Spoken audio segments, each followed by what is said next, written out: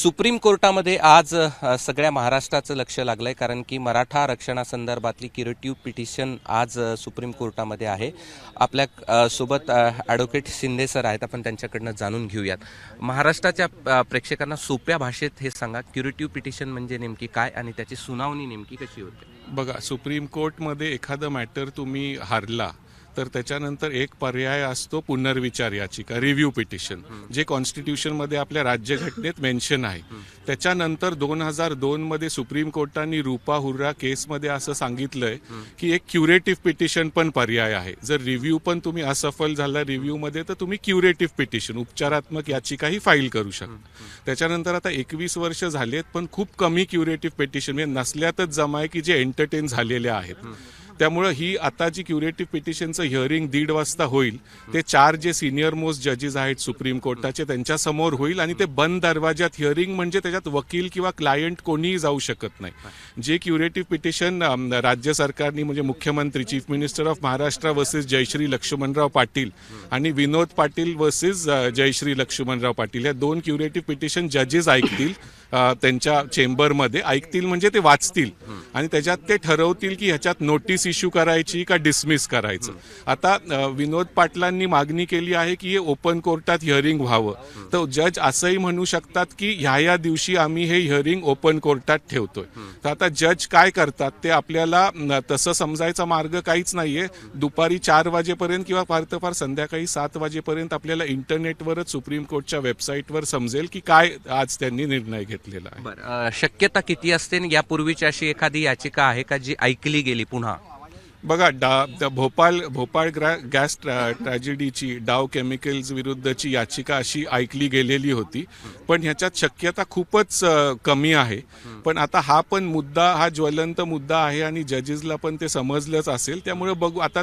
पण त्याच्यात हे कसं आहे की एकदा सुप्रीम कोर्टच्या 5 जजेसनी हे मॅटर डिसाईड केलंय आणि त्याच्यानंतर पुनर्विचार याचिकेमध्ये पण त्यांनी डिसाईड केलेलं आहे. तर आता परत काहीतरी तुम्ही नवीन तर आणू नाही शकत. तर जे सरकारनी दाखल केली आहे क्युरेटिव्ह, जुन्या मुद्द्यांवरच हे होणार.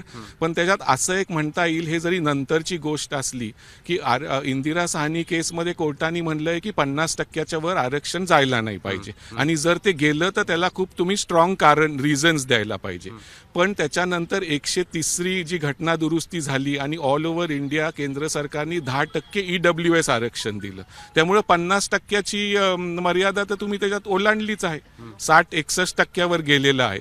तर जसं बिहार सरकारनी जातीय गणना म्हणजे कास्ट सेन्सस करून 75%चा प्रस्ताव सादर केलेला आहे आणि हे केलंय, तसंच महाराष्ट्राने तर हे 2018 मध्येच महाराष्ट्राने हे केलं की 12 आणि 14% सरकारी नोकऱ्यांमध्ये, महाराष्ट्रात सरकारी नोकरी आणि शिक्षणमध्ये SCBCच्या खाली मराठा समाजाला आरक्षण, ते काही कारणास्तव सुप्रीम कोर्टाने रद्द ठरवलं. पण आता त्याच्यात एक हा शेवटचा चान्स आहे. त्या जुन्या मॅटर म्हणजे 2018चाच कायदा जर आपल्याला परत तसाच बहाल ठेवता येईल का नाही, ही प्रयत्न महाराष्ट्र सरकार आज करणार आहे. त्याच्यात शक्यता खूपच कमी आहे सक्सेस मिळण्याची, पण आजकाल कोर्टात आणि होप नेहमी आहे, त्यामुळे यू नेव्हर नो की काही होऊ शकतं. ही किती काळ चालू शकते याचिका जर सुनावणीसाठी आली तर? आणि ते पुन्हा आता त्यातले जे जुने जजेस आहेत ज्यांनी हे सगळं प्रकरण ऐकलेलं आहे, त्यातले काही रिटायर झालेले आहेत, मग हे कुणासमोर चालेल आलं तर? बघा, आता जे 5 जजेसने मूळ निर्णय ज्यांनी तो दिला 2021 मध्ये, त्यातले सगळेच रिटायर झालेत. मग त्याच्यानंतर रिव्ह्यू मध्ये ते त्यातले काही जे त्यावेळेस रिव्ह्यू जेव्हा झाला तेव्हा जे रिटायर झाले नव्हते ते बसले होते. आता क्युरेटिव्ह ही 4 सिनियर मोस्ट जजेसकडेच जाते, जस्टिस चंद्रचूड, जस्टिस कौल, जस्टिस खन्ना आणि जस्टिस गवई. तर आता त्यांच्याकडे हे मॅटर आहे आणि जर त्यांनी ह्याच्यात नोटीस इश्यू केली किंवा ओपन कोर्टात ऐकायचं ठरवलं तर त्याच्यात असं नाहीये की सफलता मिळालेली आहे. त्याच्यात मग ते मॅटर परत सुरू होईल, जिवंत करण्यात येईल आणि परत त्याच्यात कमीत कमी एक 3 ते 6 महिने कमीत कमी लागू शकतात निर्णय येण्यासाठी. महाराष्ट्रामधलं वातावरण तुम्हाला सध्या माहिती असेल एकंदरीत ह्याच्यात, ह्याचा सगळ्याचा निर्णयावर म्हणजे जे काही ओबीसीतून आरक्षण मागणी होते त्या सगळ्यावर या सगळ्याचा काय परिणाम होऊ शकतो? बघा, जर क्युरेटिव्ह पिटिशन ही कधी सक्सेसफुल झाली, नुसती नोटीस इश्यू होऊन नाही किंवा ओपन कोर्टात ऐकून नाही, त्याचा निकाल जेव्हा कधी येईल 3 ते 6 महिन्यात कमीत कमी, जर ते सक्सेसफुल झालं तर मग हे पक्क होईल आरक्षण जे 2018 मध्ये महाराष्ट्र सरकारने दिलं होतं. आता जरांगे पाटलांचं असं म्हणणं आहे की ओबीसी खालीच आरक्षण द्यावं, कारण त्यांना माहिती आहे 50 ओबीसी खाली मिळालं तर ते 50% आतच राहील आणि ओबीसी खाली आरक्षण मिळालं तर ते फुल प्रूफ राहील, कारण त्याला मग चॅलेंज होणं अवघड आहे. पण आता जर हे महाराष्ट्र सरकारने जो प्रयत्न केला 18 मध्ये आणि तो फसला काही कारणास्तव, ते जर सुप्रीम कोर्टाने परत क्युरेटिव्ह जर पिटिशनमध्ये नोटीस इश्यू केली आणि निर्णय महाराष्ट्र सरकारच्या बाजूने दिला, तर मग तो जे 2018 मध्ये 12 आणि 14% शिक्षण आणि ह्याच्यात सरकारी नोकरीमध्ये आरक्षण दिलं होतं ते पक्क होईल. किती वाजेपर्यंत निकाल येईल? बघा, 1:30 वाजता हे जजेस, लंच ब्रेक असतो 1 ते 2, 1:30 वाजता जजेस बसतील त्यांच्या चेंबरमध्ये. मी जसं म्हटलं तेव्हा तिथे कोण अलाउड नाही, ना क्लायंट ना वकील. ते क्युरेटिव्ह पिटिशन फाईल झालेली आहे, ती फाईल वाचली असेल त्यांनी कदाचित, आणि ते 1 लाईनीची ऑर्डर देतील. आता ती ऑर्डर आपल्याला संध्याकाळी समजेल, त्यामुळे 1:30 वाजता नक्की काय होईल ते आपल्याला इंटरनेटवरच समजणार की त्यांचा निर्णय काय असेल.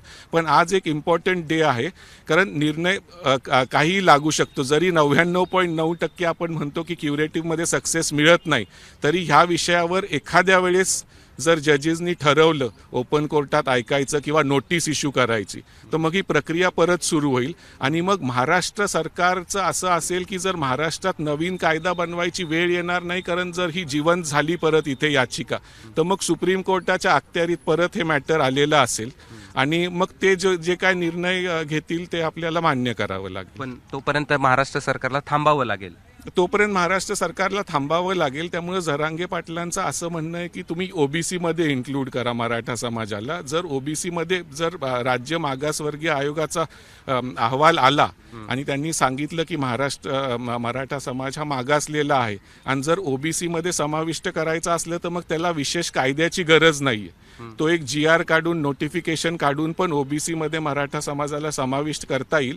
त्याच्यानंतर पण काही चॅलेंज झालं कोर्टात, त्याच्यात कोर्टात कोणी येऊ शकतं, पण ते तसं आरक्षण त्या मार्गाने अजून पण मिळू शकतं. कायदा करायची वेळ आली तर आत्ता सुप्रीम कोर्टाने जर क्युरेटिव्ह एंटरटेन केली तर मग ते थोडं पुढे जाईल. आणि जर क्युरेटिव्ह आज डिसमिस झाली तर मग नवीन कायदाही येऊ शकतो, किंवा मग त्यांना जर वेगळं द्यायचं असलं 50च्या वर तर नवीन कायदा आणू शकतात, आणि ओबीसीच्या अंतर्गत द्यायचं असलं तर मग एका नोटिफिकेशनवर पण ते मराठा समाजाला ओबीसी मध्ये इन्क्लूड करून आरक्षण मिळू शकतं. एक शेवटचा प्रश्न, क्युरेटिव्ह पिटिशन मधून जो निकाल येतो तो पुन्हा चॅलेंज होतो का? नाही, क्युरेटिव्ह पिटिशन हे शेवटचं झालं.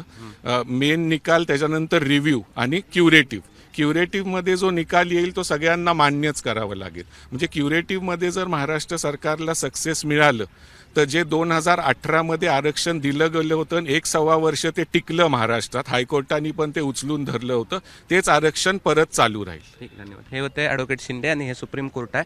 इथे आज काय निर्णय होतो याकडे सगळ्या महाराष्ट्राचं लक्ष लागलंय. कॅमेरामन धनंजय दारुंटेसह मी कृष्णा केंडे, ABP माझा, नवी दिल्ली. ABP माझा, उघडा डोळे बघा नीट.